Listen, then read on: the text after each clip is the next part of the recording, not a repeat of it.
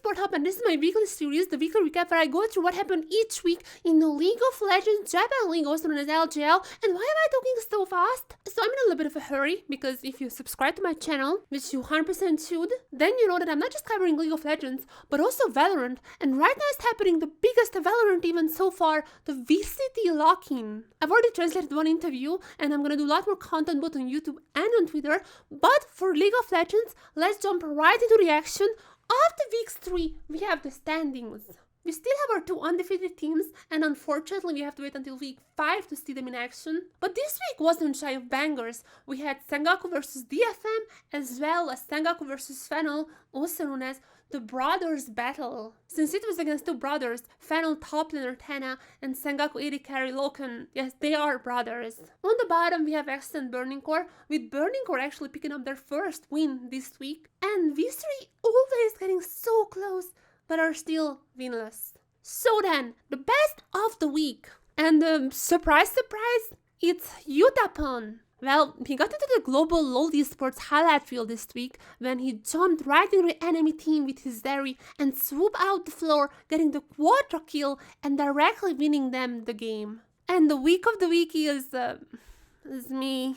My week was extra busy, and this weekend is not gonna get any better. I'm gonna go to Austria, probably gonna have some vlogs on my personal channel. And with VCT lock-in also happening, I don't have too much time to do these. But I definitely don't want to slack off in my productivity, so I will try to keep everything going on. Okay, no more time waster. Let's get right into the matches. After some, let's say, lacking number of 3-game series, we finally had, out of the 6 matches, 3 go to length, so please let me not talk about each one of the games. I will mention if something interesting happened, but let me just be fast.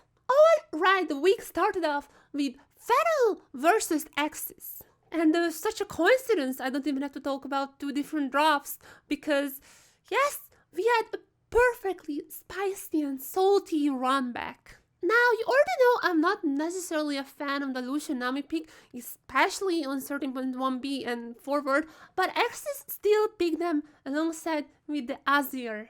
At least Fennel was cooking up something unique with the Yone top and the mid lane Akali pick. And I can't even say Axis started off badly. In a close fight at 8 minutes, they got the first blood and another kill for Azir, so they were set up to start the scaling. They even kept this advantage until about 18 minutes, while also stacking dragons, but all it took was one small misstep by Hoglet, and very quickly it looked like Fennel was in the control of the game now. At 28 minutes, the solo laners were getting their own plays, and at 32 minutes, there was nothing to stop the Zeri from a double kill, and Fennel was pushing for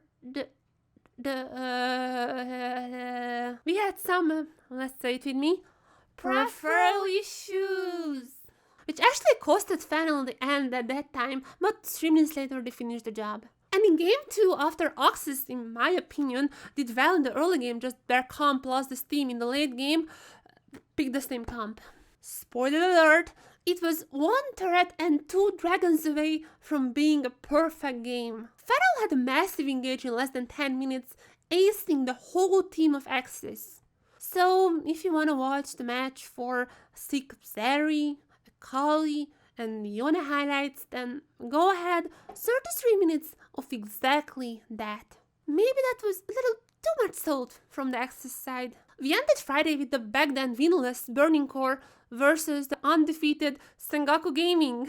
You didn't miss much if you skipped game 1. We did have seen some Sion top and Caitlyn support from Sengaku, but they are merely surprising nowadays. Even despite Burning Core's best efforts, Sengaku is just the better team in every way, and they have outplayed them since minute 1 or 4. There was not a single case where Burning Core came out victorious, and only in 23 minutes they won the game.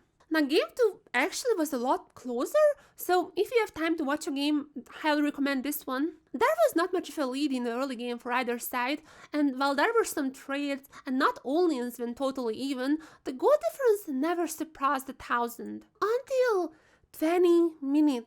Burning Core immediately went for the Baron without any clue for Sengaku whatsoever. They took it secretly and changed the tide of the game. While Burning Core themselves weren't breaking over 3000 gold lead either, at least picking up another Baron at 28 minutes cemented a good chunk of income over Sengoku. Dice is popping off after wearing purple, but in the end, overall the fight wasn't that one-sided, and Sengoku took their share of gold too, which was just increased by the Baron later, to the point they took the gold lead in their hands and even starting the Elder, but that wasn't even needed as they stormed down the mid lane and won the series finally. CJ versus V3. As I said, unfortunately I have very little time right now, so I won't really go into depth what is wrong with V3. If you're interested in my opinion, what do I think they're doing wrong, what do I think they're doing right, in the last two weekly recaps I talked about them more.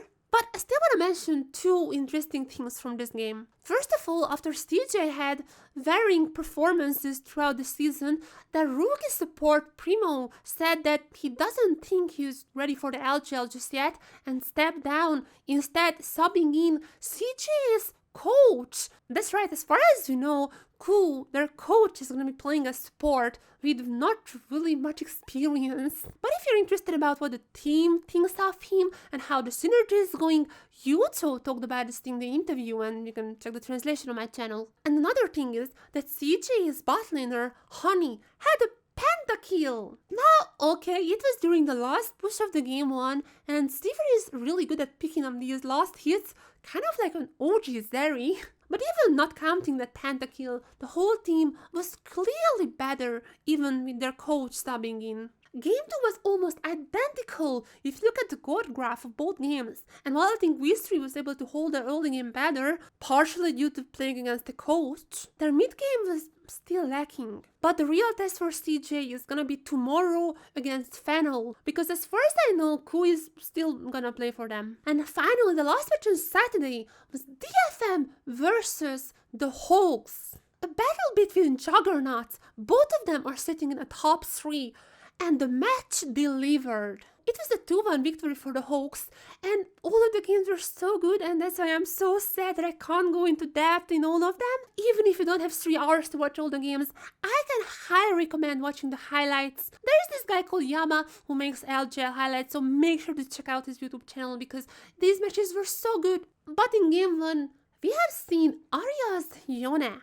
and DFM was actually leading the match for a long time. Actually, until the very end, but we're gonna get there soon.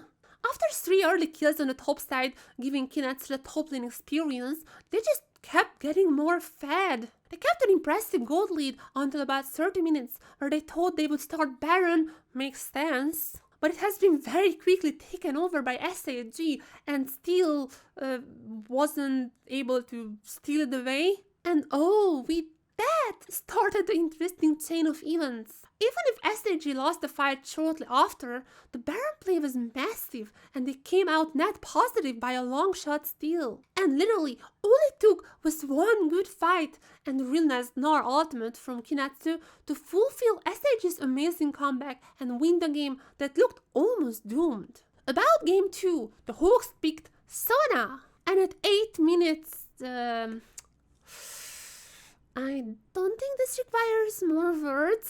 Just saying, if it was my Sona, easy 2-0 for the Hawks. With that play though, DFM got a 2k gold lead, which actually stayed about the same for almost until the very end. Though there were kills traded here and there, but not a single big fight. Until, yes, that Utapon play. Okay, it wasn't there with almost full build, but the jumping was Giga Chad. He jumped right into 4 enemies and cleared them all up, scoring the quadra kill, being a decider for the teamfight, tying up the series for DFM and scoring a place in Lowly Sports highlight reel.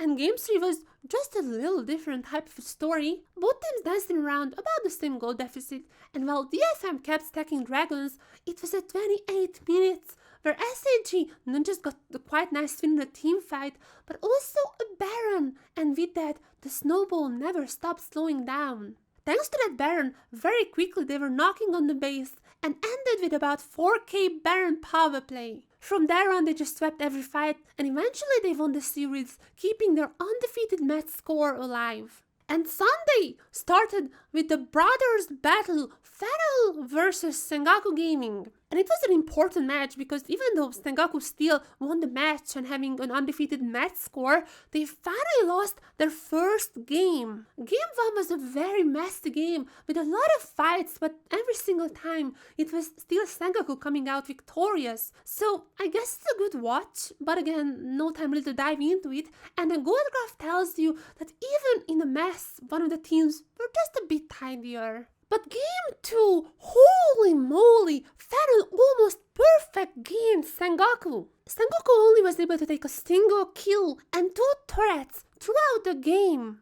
And it was all on the back of Lao's Samira. Only 3 minutes in, Lao had already 3 kills. And at only 8 minutes, Fennel's top Tana had a quadra on top Olaf. The only chance SG got for a turn was once his Baron still at 22 minutes, but if you look at the gold graph, you can see even with that, the gold lead of Fennel never went below 3k. And with the Olaf ending 5-0-3 and the Summoner 8-1-8, it was one of those games that most players would reset in scrims. But their happiness wasn't long lasting because game 3 wasn't particularly a close game either, but this time with Sengoku being the benefactor. At 1 minute, already a kill for Jin, this time AD carried Jin. And between solo bolos, just generally good team fights and dragon stacking from Sengoku, they didn't even need to take the Elder in the end. Instead, they took the ace to Fennel and finally won the series that didn't really have close games, but it was a close series. And last but also least, we had Burning Core versus Axis fighting in the bottom. It was an important match for Burning Core though, because this was their first match victory, with game 1 being constant BC domination with already 6 kills under 8 minutes. And each member was able to get fed in their own pace, not really forced to take many disadvantageous fights. And while game 2 was impressive from Axis, okay, not every moment of it was impressive, but Johnny already had 3 items on Illusion in under 20 minutes. And this was one of the rare occasions where I've seen the Luna actually converting this early lead into the late game. Lucian was getting kills left and right, and coming into the last fight at 40 minutes, he already had 12 kills. With absolutely totally full build, there was nothing stopping him, and Axis tied up the series. And in game 3, we are back to the good old boring linear gold graphs. There is a mechanical keyboard joke in here with like clicky and tactile matches. I'm gonna figure this out later. But it was all on the back of Dice's Yuna. Despite Yui getting a Draven, it wasn't really him who became the hyper carry. He even died at 30 minutes before he could get his cut from the Draven passive, while Yuna at that time was already on 2 kills and finished his mythic. He didn't die a single time during the game, and in total got 7 kills throughout it. Unfortunately for Axis, Burning Core was really just a better team here. And with that, we have recapped all the matches from week 3. Now I have to hurry up editing this video because I was quite busy with VC Locking also going on. Talk about which, don't forget to follow the G-Sport Hub on Twitter because I'm gonna post a lot of LJL and also VCT coverage. And on February 22nd or 23 in some parts of Europe and in the East, there will be Zeta's first match, one of the, if not the biggest Japanese Valorant team. So I will 100% cover it and make a translation of the interview later on. And as for the LJL, I'm not sure if I should say this, but I think we're looking at a somewhat milder week. And the upsets can happen when no one expects them. So if for nothing else, keep an eye on for some cheesy strats or unique picks. And while I know Fennel, Sengoku, Hawks, DFM, Sengoku, Fennel are gonna take the matches, we have seen bigger upsets in LJL before, so keep an eye on. Let's hope for exciting matches. I was Hina with the G-Sport Hub. Oh, also subscribe. I keep forgetting. Subscribe. And hopefully we meet again next week as well.